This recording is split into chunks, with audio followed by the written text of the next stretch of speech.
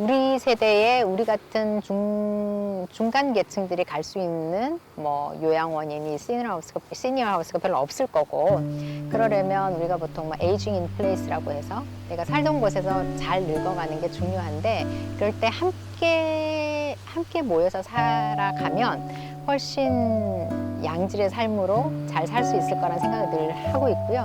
같이 나이 들어서 같이 좀 더 공유하면서 사는 방식에 대해서도 제가 제 개인적인 어떤 과제 이걸로 생각을 하고 있어요. 아, 네, 저는 이화여대 건축학과에 있는 강미선이라고 합니다. 네. 고산집은요, 제주도 한경면 고산리에 있어서 저희가 고산집이라고 함께 이름을 지어서 부르는 집이고요.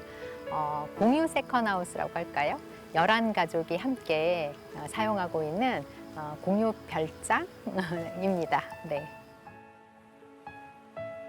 그 집을 굉장히 잘 아는 건축가 친구가 가지고 있었던 집인데요.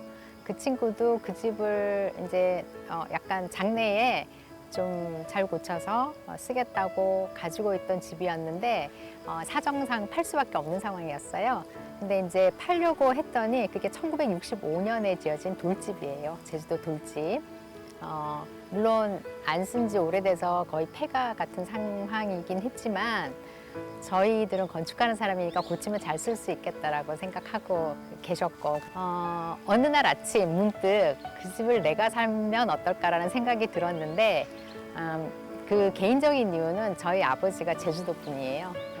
제가 물론 제주도에 가서 태어나지도 않았고 산 적은 없지만 아버지의 영향이 있었다고 싶어요. 예.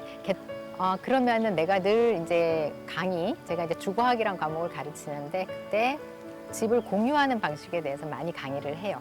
그래서 그러면 나도 한번 이걸 공유를 하면 어떨까라는 생각을 해서 주변의 친구들에게 이제 얘기를 했죠. 해볼래? 이렇게 해서 불러 모아서 11가족이 같이 쓰게 됐어요. 네. 근데 그 11명을 모으긴 했는데 약간 시간도 급박하고 그래서 모두 다 집을 안 보고 계약을 했어요. 그것도 좀 웃기는 상황이죠. 계약을 하고 나서 아마 한 달 넘게 있다가 제주도를 한번 그래도 가보자라고 해서 갔는데요. 물론 그렇게 계약을 할 수 있었던 건 저는 그 친구 건축가가 굉장히 안목이 좋은 친구고 기 때문에 너무너무 잘 고쳐줄 수도 있을 거다라는, 그리고 그 집이 굉장히 좋은 집일 거라는 그런 믿음이 있었고요. 나머지 11가족은 제가 이제 워낙 오지랖이라서 주변에 굉장히 다양한 관계를 맺는 친구들이 많은데 그냥 저를 믿었던 거죠. 그렇게 해서 이제 결정을 하게 됐고요. 집은 전형적인 제주도 집이에요. 안컬이라고 하는 안채가 있고요. 그다음에 이제 박컬이라고 하는, 그 제주도 사람들이 굉장히 독립적이라서 이 부모 자식 관계에도 약간 따로 밥도 해 먹고 따로 쓰거든요. 그래서 이 박컬이라는 조그만 별채가 있고, 그다음에 소를 키우던 우사 겸 창고라고 하는 이제 그게 하나 있었는데, 그 세 채를 저희가 이제 고쳐서 우사 쪽 그 창고를 주방으로 해서 뭐 많은 친구들이 와서 쓸 수도 있고, 심지어는 2가족이 같이 오거나 3가족이 같이 와서도 부엌은 자유롭게 편하게 쓸 수 있게 하고, 그다음에 앙커리와 박커리 이렇게 해서 각각의 기 완전히 그 쓰는 때 충분하도록 이렇게 이제 구성을 했습니다. 그 설계는 그 이창규 소장의 집이 바로 옆에 동네였고, 그래서 누구보다 제주도 집을 잘 이해를 하더라고요. 그러니까 제주도라는 데는 우리가 가서 좋아하는 여러 가지 이유가 있지만 사실 너무나 지역 여러 가지 환경 조건이 여기 육지하고 다르잖아요. 특히나 바람이 심해서 우리가 건축적으로 배울 때는 집은 항상 도로보다 위에 있어야 된다고 배우거든요. 물이 잘 빠져야 되고 하는 여러 가지 이유 때문에. 근데 제주도는 모두가 도로보다 집이 더 아래로 내려가 있어요. 그리고 처마가 없죠. 바람이 너무 세니까 바람에 의해서 처마가 지붕이 들어 올려질 수 있거든요. 이렇게 바람이 쳐서. 그런 특성들을 너무 이해를 잘하고 있어서 그런 제주도의 특성을 그대로 살리면서도 지금 우리가 생활하는데 정말 편리하도록 잘 고쳐줬어요. 그래서 그것도 신의 한 수라고 생각합니다. 네.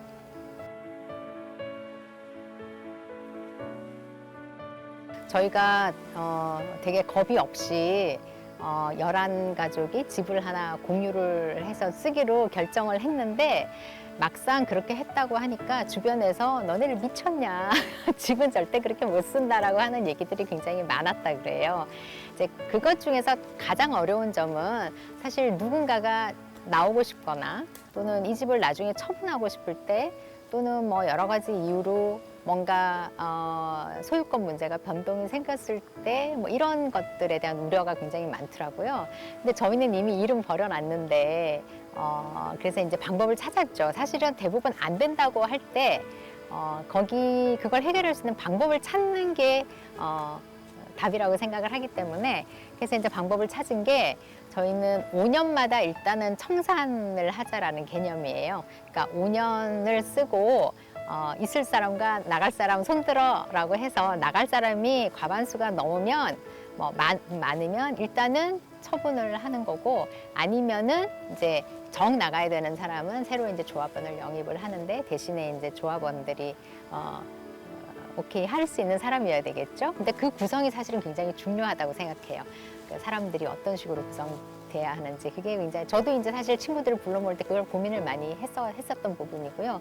그렇게 했고 그래서 협약서를 만들었어요. 그래서 5년마다 뭐 정리하는 부분들, 그다음에 그럴 때 어떻게 이걸 이제 청산하는 가격을 정할지 이런 것들도 전부 다 서로 논의를 해서 방법을 찾고 그런 협약서를 만들어서 그러니까 훨씬 더 마음 편하게 사용할 수 있게 됐죠. 그다음에 이제 집을 부킹하는 방식은 구글 캘린더를 쉐어하고 있어요. 그걸 보면서 이제 내가 들어갈 때를 적절히 이렇게 정해가지고 부킹을 하고 일주일이 넘게 꼭 쓰고 싶다 그러면 미리 사전에 조합원들에게 의견을 구하면 그렇게 쓸 수도 있고요. 여러 가지 좀 디테일한 룰들을 많이 만들어서 사용하고 있어요. 이점들 좀 재밌는 에피소드를 네, 굉장히 많죠. 이점은 누구나 별장을 하나쯤 가지고 싶어 하잖아요. 근데 이제 가지는 순간 너무 해결해야 될 문제나 고민이 많아지니까 뭐 가지는 순간 이제 그 다음날부터 괴롭다고 얘기를 하는데요. 저희는 일단 가지는 방식도 11분의 1이니까 가격이나 이런 그 비용적인 측면에서 굉장히 뭐 편하게 할 수 있었고 쉽게 그래서 이제 결정할 수도 있었지만 하지만 써서 그 집을 가짐으로써 얻는 그런 기쁨은 그대로거든요. 그러니까 곱하기 11배의 기쁨을 가지고 있는 거예요. 게다가 그런 고민들이 없으니까 훨씬 더 되겠죠. 그리고 이제 뭔가 집에 어려운 일이 있거나 뭔가 해결해야 될 일이 있으면 11분의 1이잖아요. 십시일반이라고 우리 보통 얘기하는. 그래서 굉장히 편하게 결정할 수 있고 그런 면에서 아주 좋은 것 같아요. 진짜 좋아요, 진짜.